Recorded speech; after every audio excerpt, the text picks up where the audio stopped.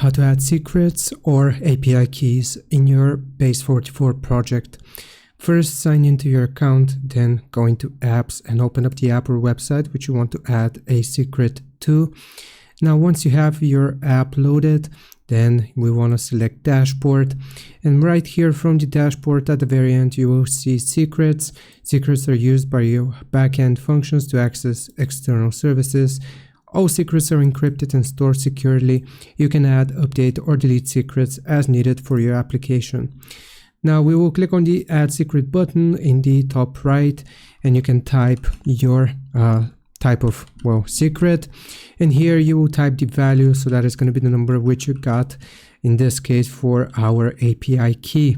Once you type out your value, you will click on add secret here, and that is how you add secrets to your Base44 project.